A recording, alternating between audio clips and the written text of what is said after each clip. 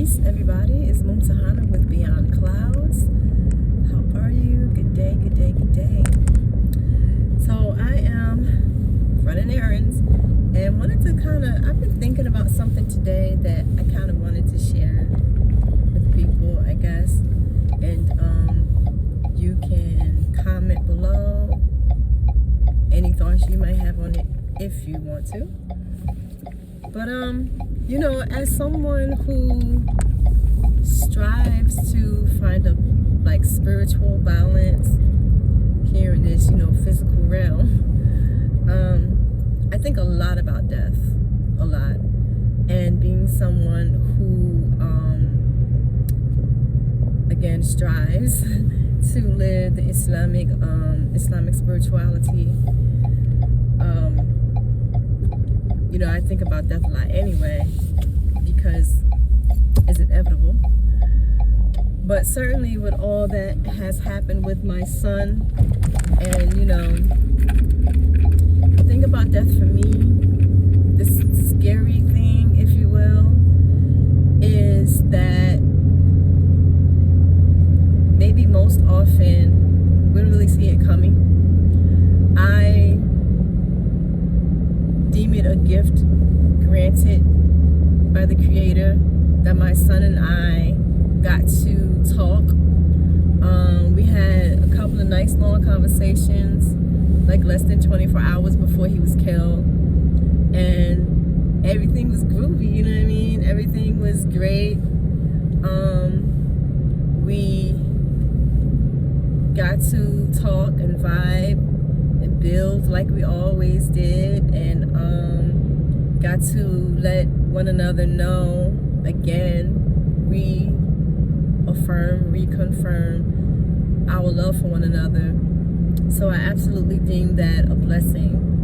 He and I are both busy like all the time, but we took the time to call each other, which is why by me not hearing from him by like the second day for 2 days, I was like, this is weird, like what's up with him?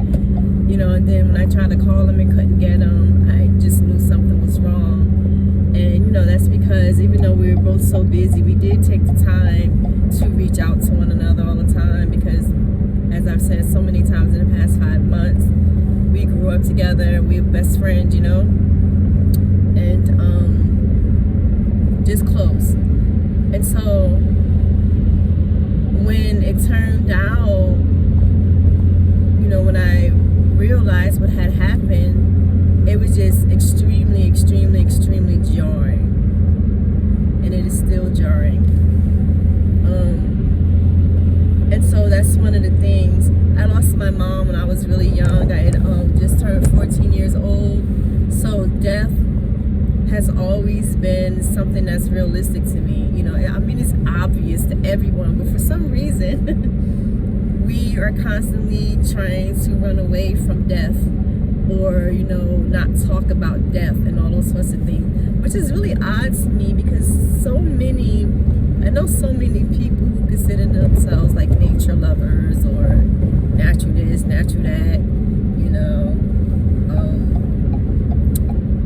they consider themselves, I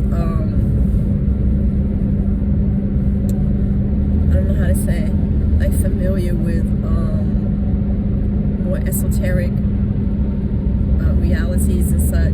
But for some reason, death is something everybody kind of runs away from. Like that's the most natural thing ever, if you're born, you're gonna die. But, again, we run away from it. We, don't want to deal with it mentally and stuff like that. And so you always know that, death is always lurking, like always. I mean, I could literally die right now making this video.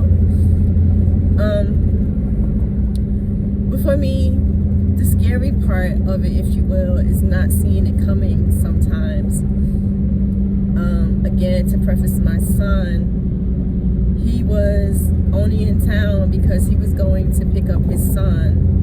At the time, he was 2. He was going to pick up his son to take him to a birthday party, and he was was just simply waiting for the time for him to go and pick him up. And the guy who murdered him knew that. But, you know, so my son, he didn't see that coming. And I think about those things with him sometime. I don't know, it's just really devastating. However, my point for this is to say, at least in my mind, death really shouldn't be feared.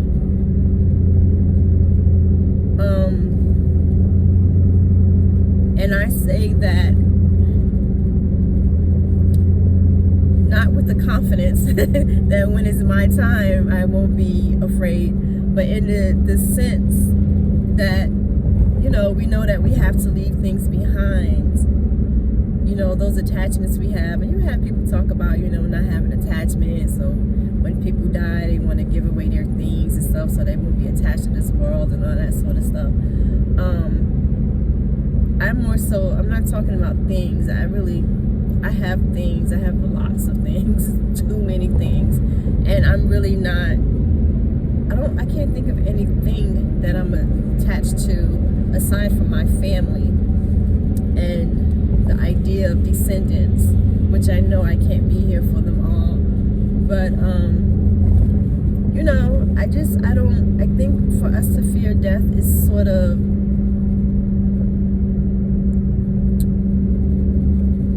unnatural,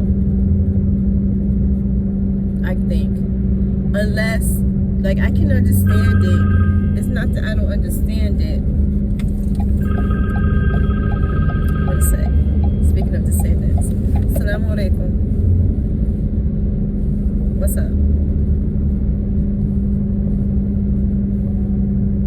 I'm on my way back, hon.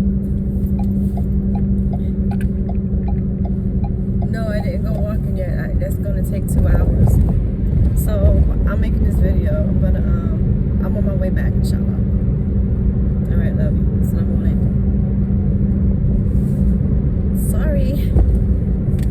Sorry twice if I don't edit that out.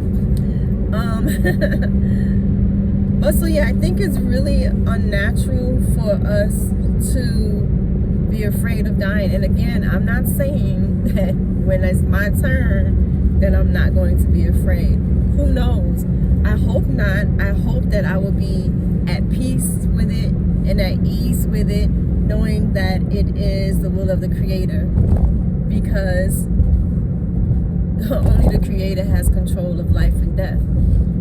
So, you know, people may, you know, cause murder and mayhem, but I mean, whatever happened to my son, and I truly believe that they did something to my son, because the guy, he kept asking from the very beginning. Like, we called him to say, like, hey, this is what happened. Like, where were you? Like, what was going on? Like, you know, because this guy was around him all the time.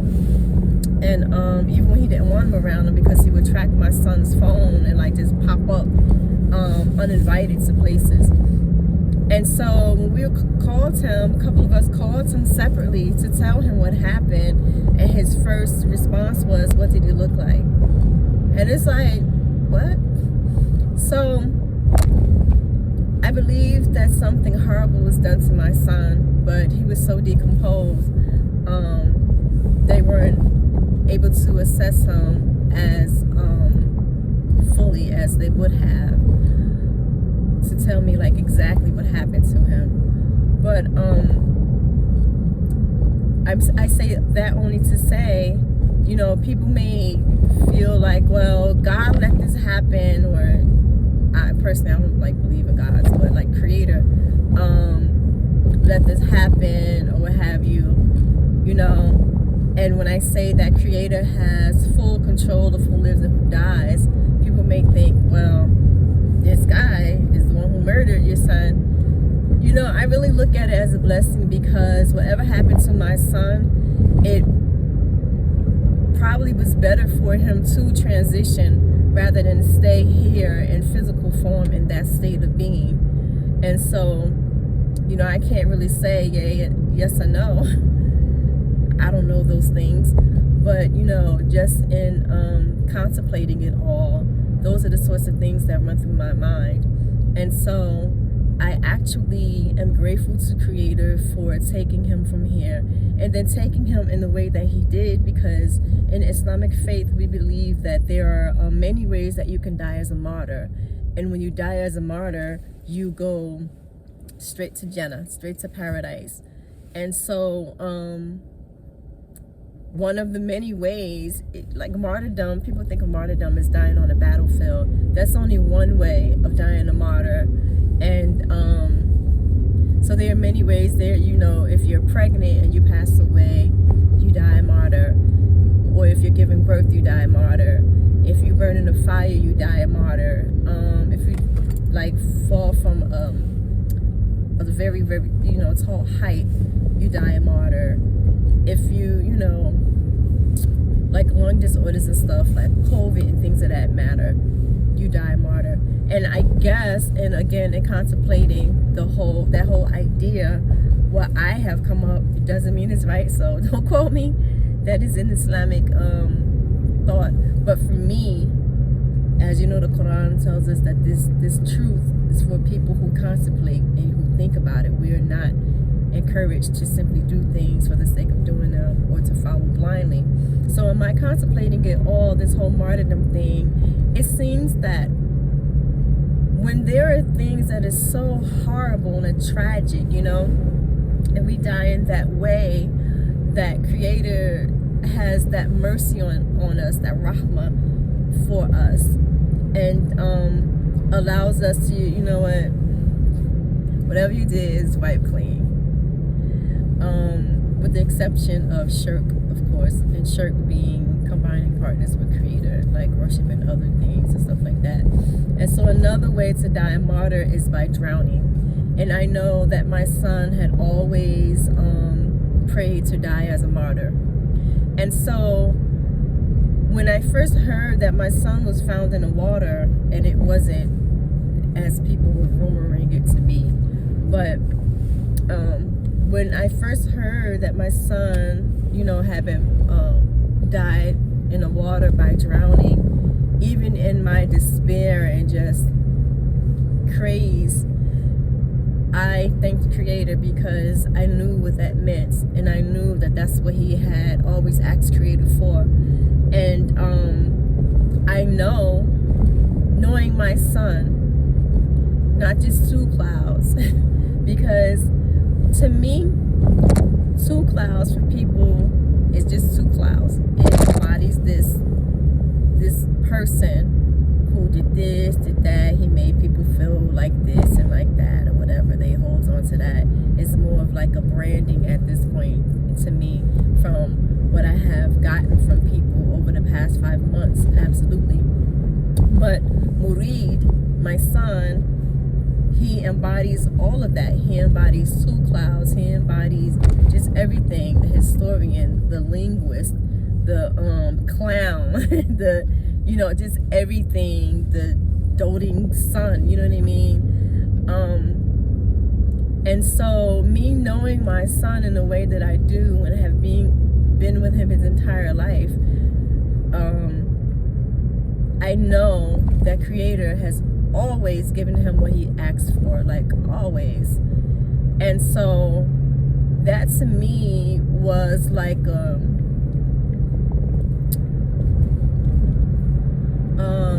confirmation, I guess, that he's okay, like we got him type thing. But of course I'm still fighting for justice. But with death, I've said to people that I am the one who encouraged, if not pushed, my son to go up to his father's people in the beginning.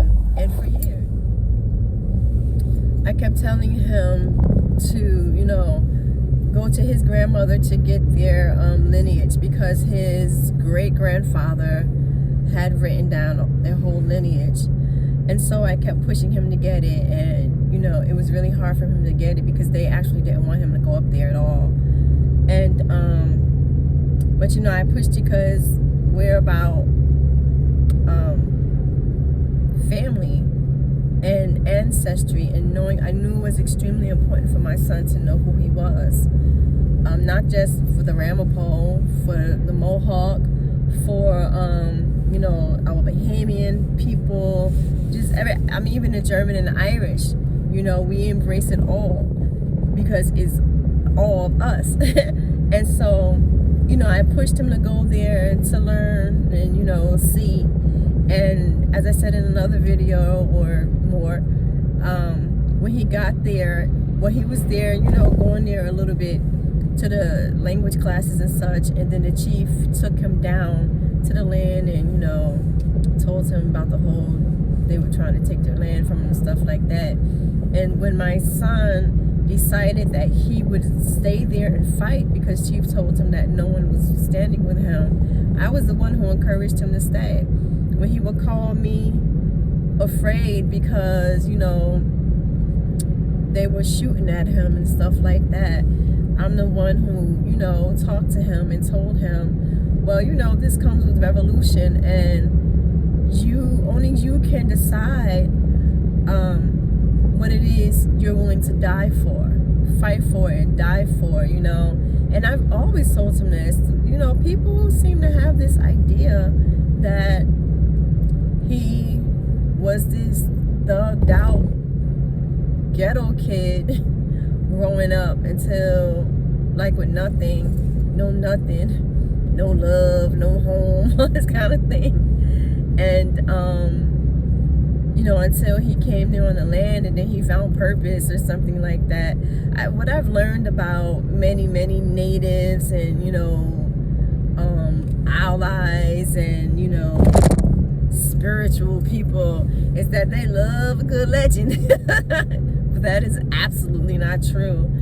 And so, you know, I had been telling him his whole life that he had a baton. He came from warrior people.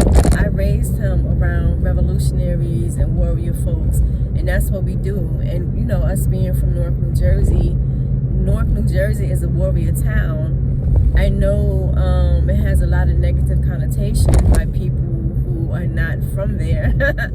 But, you know, we are warriors. And what happens with our young people who may be out there in the streets doing stuff is that they are warriors. But you have to give children something of purpose and principle to stand upon, because if you don't, I mean, we're human. Universal law is balance. And so if you don't give them the one thing, then they're going to go and get what's there. And if that's the negative, then that's the negative. They're looking for camaraderie with these gangs and such, and they're looking for purpose with these gangs and such. And so, you know, raising children in that environment, you know, can be quite difficult. But thankfully, alhamdulillah, we were able to get into him the things that he needed, the tools that he needed. So when he went up on the land at age 24, he was ready. He was ready. And so these are the things that people, you know, don't take into account because, again, I guess it doesn't fit a legendary narrative.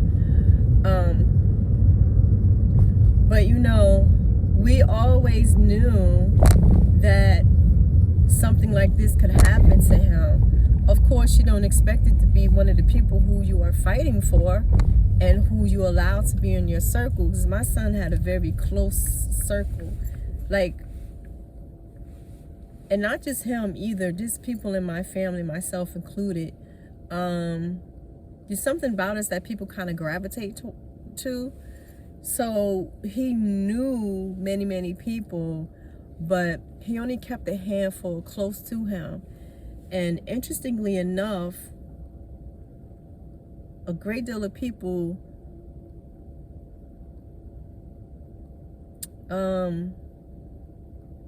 I don't know, I guess I won't say that because I don't want to offend anyone or hurt anyone, but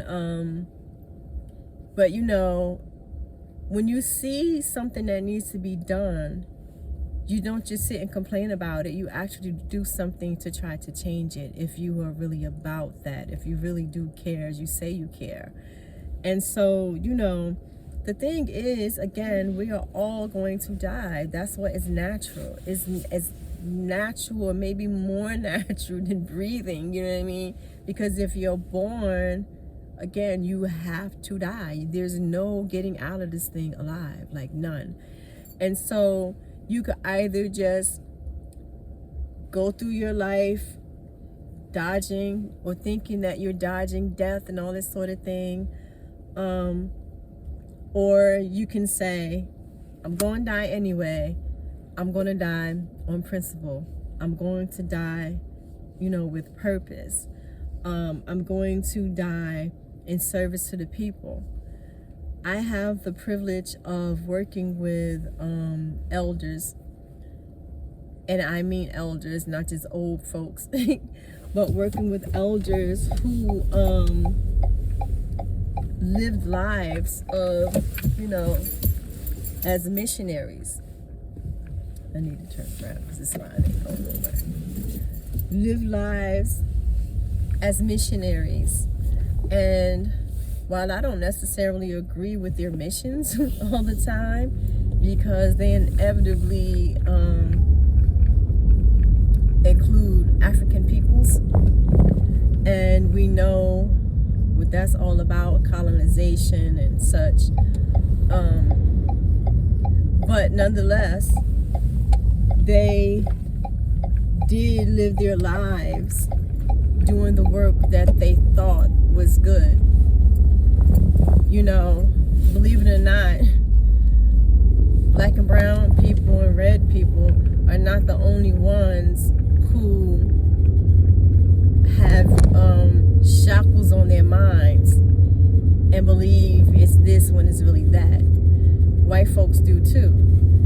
And so, you know, they lived their lives, again, in a way that they thought was conducive to, you know, being godlike and all that kind of thing. And I remember one of the women, I believe she was in her 90s at the time. I'm sure she's long passed away by now. But we were talking once, and she was one of them who, you know, went over to Africa as missionary, and, you know, I'm not sure if this particular woman did, but some of them raised their children over there and things. She said to me, she asked me if I knew what the meaning of life, what was the meaning of life. And, you know, I asked her, like, what? You know, I want to know. You've been here much longer than me. What you think it is? And she said,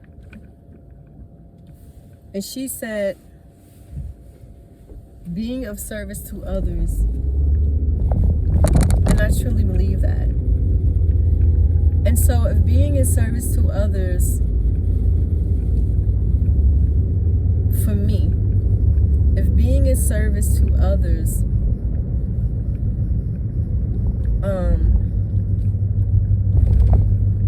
will bring about death, then I mean, really, I can't think of too many other ways that I would rather die, because I think that that is honorable and godly, if you will. And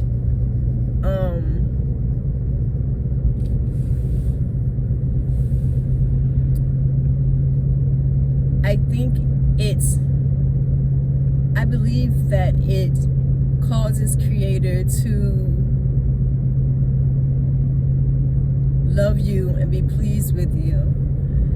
And I don't think that's just something like people have this whole, you know, God is love, and I'm going to just assume for the sake of this video that when they say God, they're talking about the Creator. But I don't believe that. I believe Creator wants to love everyone and gives us the tool to have a connection and you know, build that love. But I don't think we get it just because, like, It's just not realistic to me. It's not reality.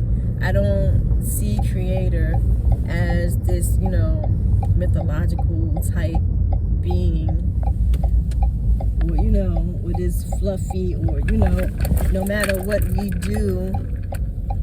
I believe Creator is based, is like, for human language, is science based. So everything that we deal with in nature and stuff like that is scientifically backed.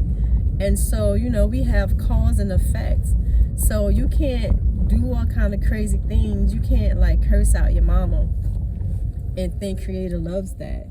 Or, beat the mess out of children or molest children and like, oh, Now I do believe that we can repent. And I think there's a whole lot of, layers to that. But on the surface, that, yeah, we can repent for things. And so long as we fix our ways, then sure, we can build that love with Creator and that bonding and, have Creator embrace us and such. But I don't think it's just a given. I think there's just one more way that we narcissistic humans try to, make the scales kind of come towards us a little bit more. But I really do believe that we don't, again, Creator has total control of life and death. So we have nothing to say about that. We can't really say when we're going to die or anything like that. Even if you put a gun in your mouth and pull a trigger, you don't know that you're going to die because you don't have control of that. I mean, how many people have shot themselves in the head or taken poison or what have you, and they be messed up for a minute, but they don't die? It's because they don't have control of that. But I do think that we can live in a way that we can have some control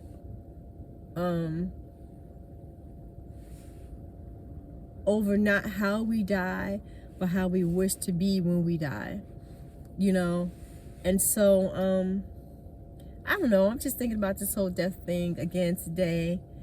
And I think it's just so cool. And I know my time is coming soon enough.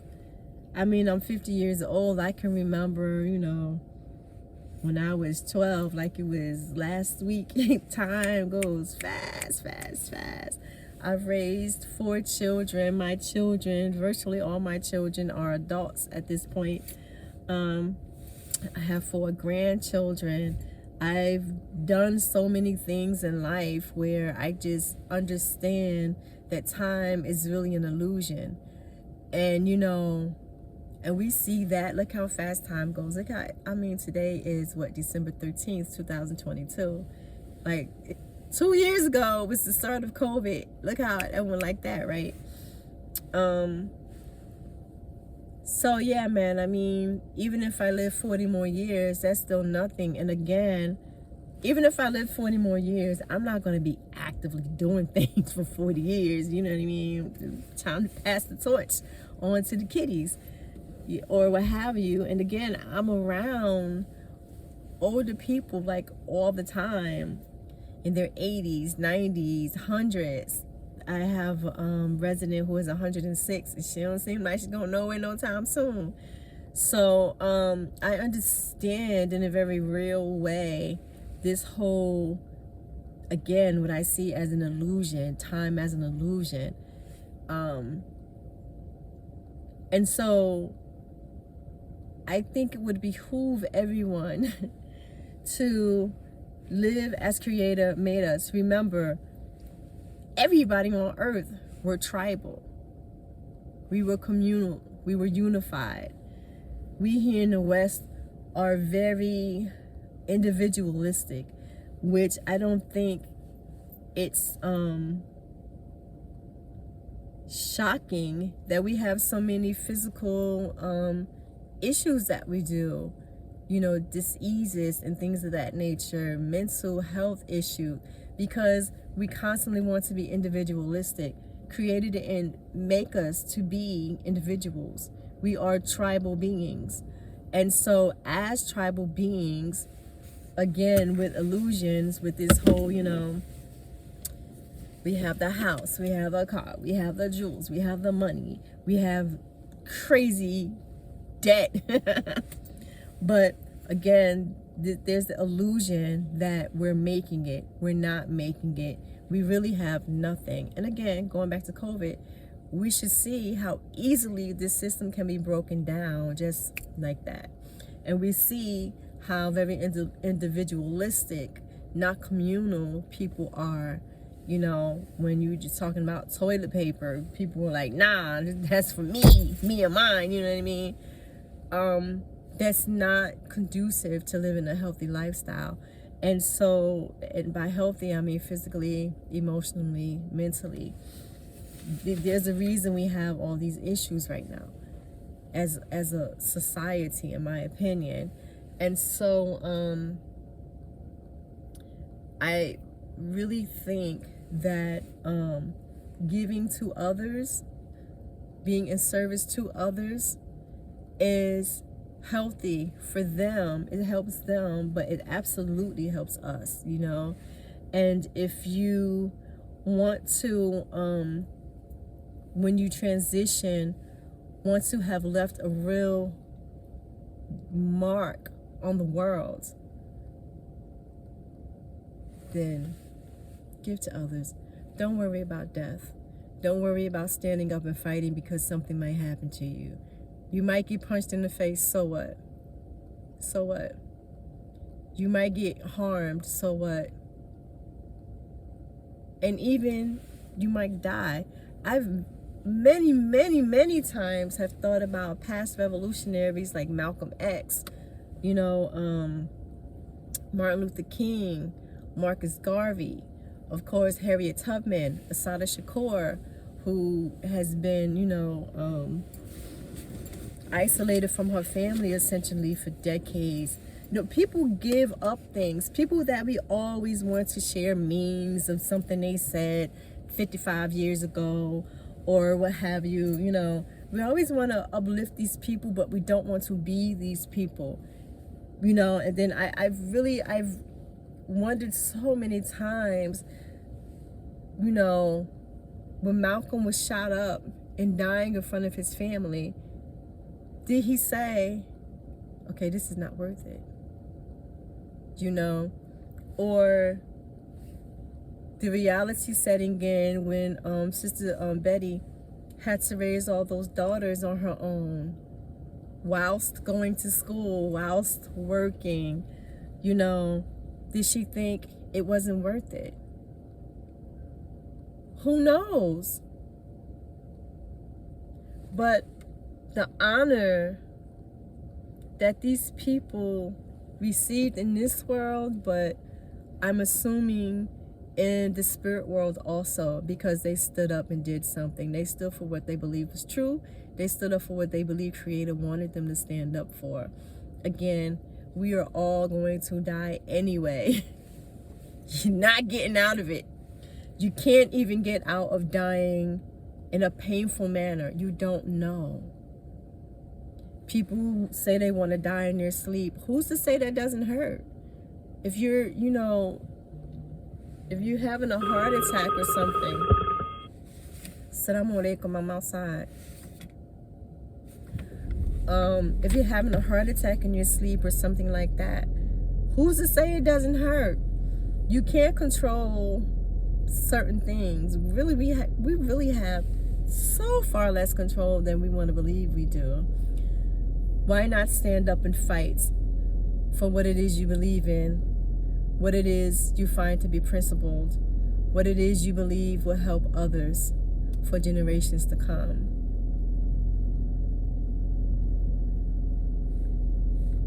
What do you want to leave behind as a legacy? What do you want to leave behind for your children and your grandchildren and great-great-great-grandchildren to be able to say, yeah, this is my granddad? I mean,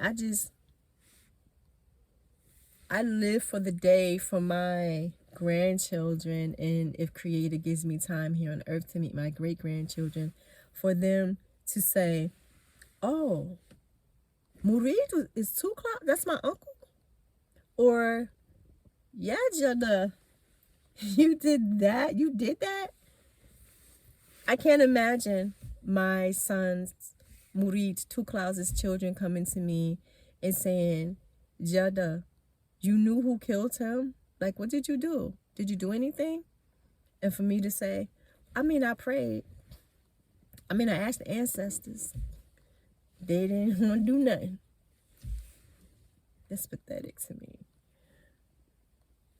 It's pathetic to me that people actually have the audacity to believe that their ancestors, who already put in crazy amount of work and suffering in this world, that they expect them to continue to do the work for people who are here now. Firstly, I feel like, Assalamu alaikum. Don't say anything personal because I'm recording. Personally, I feel like people